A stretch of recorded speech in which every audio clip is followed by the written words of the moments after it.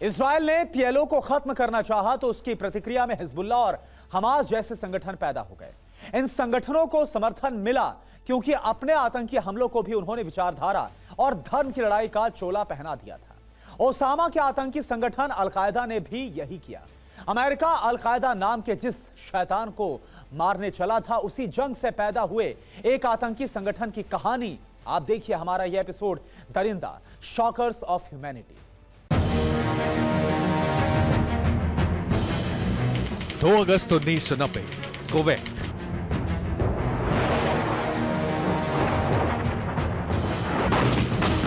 पहला खाड़ी युद्ध।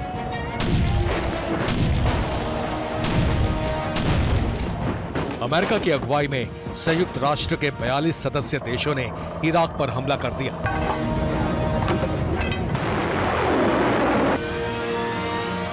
तात्कालिक वजह थी कुवैत को इराकी कब्जे से छुड़ाना, लेकिन असल वजह यह थी कि शीत युद्ध के दौरान इराक खुलकर सोवियत संघ के साथ था।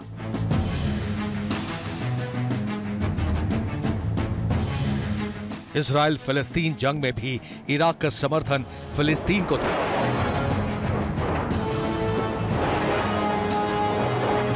इराक के तानाशाह सद्दाम हुसैन को सबक सिखाने के लिए ही खाड़ी युद्ध शुरू हुआ था।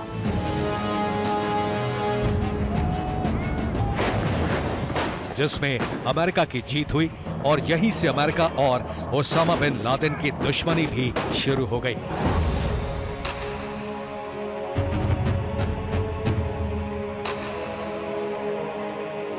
अफगानिस्तान से सोवियत संघ की सेनाओं की वापसी के बाद ओसामा बिन लादेन के सिर पर ग्लोबल जिहाद का भूत सवार था और इराक पर अमेरिका के हमले ने उसे बहाना दे दिया।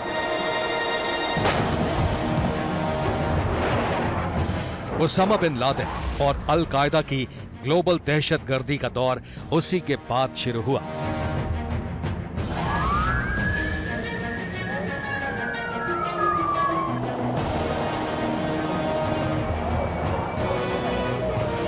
पहले खाड़ी युद्ध के 12 साल बाद 20 मार्च 2003 इराक। अल-कायदा और ओसामा बिन लादेन को अफगानिस्तान में खत्म करने की जंग अभी चल ही रही थी कि अमेरिका ने एक बार फिर इराक पर हमला कर दिया।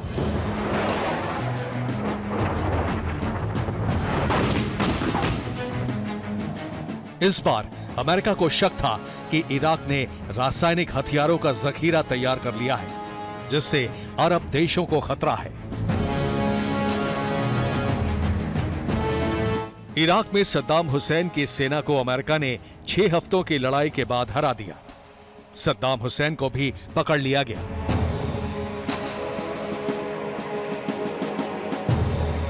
इराक से सद्दाम की तानाशाही का अंत हो गया, लेकिन इसी युद्ध के साइड इफेक्ट के तौर पर पैदा हुआ अमेरिका का नया सिरदर्द, अबू बकर अल बगदादी।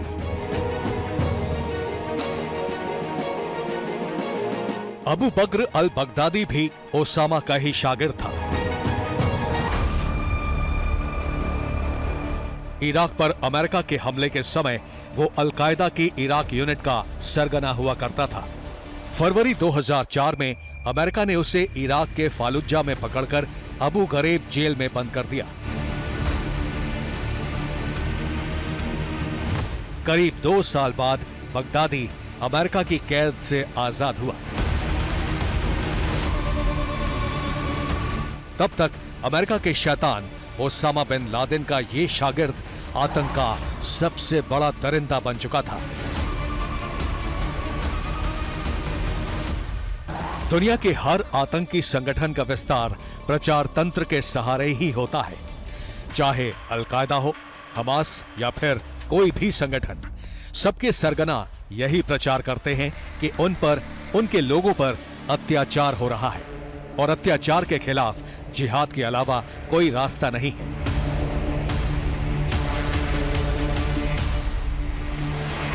अबू बकर अल बगदादी ने भी मुस्लिमों पर अमेरिका के अत्याचार का वास्ता देकर अपना आतंकी गिरोह बनाया। इराक में अमेरिका के हमले से बेघर, बेरोजगार और यतीम हुए लोगों की फौज उसके पीछे खड़ी हो गई।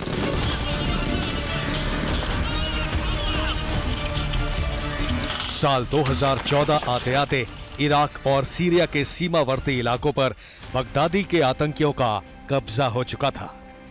29 जून 2014 को बगदादी के आतंकी संगठन ISIS यानी Islamic state in Iraq and Syria ने मोसुल, तिक्रित, अलेप्पो, राक्का समेत इराक और सीरिया के कई प्रांतों पर कब्जा करके उसे इस्लामिक देश घोषित कर दिया। ISIS ने अपनी करेंसी जारी कर दी और बगदादी बन गया इस्लामिक स्टेट का पहला खलीफा।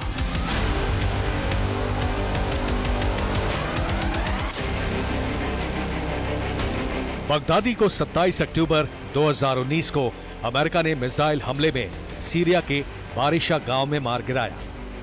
ISIS के तमाम ठिकानों को ड्रोन और मिसाइल हमलों से तबाह कर दिया। लेकिन इस्लामिक स्टेट का जो बीज बगदादी ने बोया था, तब तक उसकी जड़ें इराक और सीरिया से बाहर तक फैल चुकी थी। आज ISIS का जाल Iraq, Syria, Libya, Yemen, Afghanistan, Pakistan, Nigeria तक फैल चुका है। अमेरिका, यूरोप, ऑस्ट्रेलिया और भारत में ऐसे दर्जनों लोग पकड़े जा चुके हैं जिनके दिमाग में जिहाद के बगदादी मॉडल का जहर भरा हुआ है।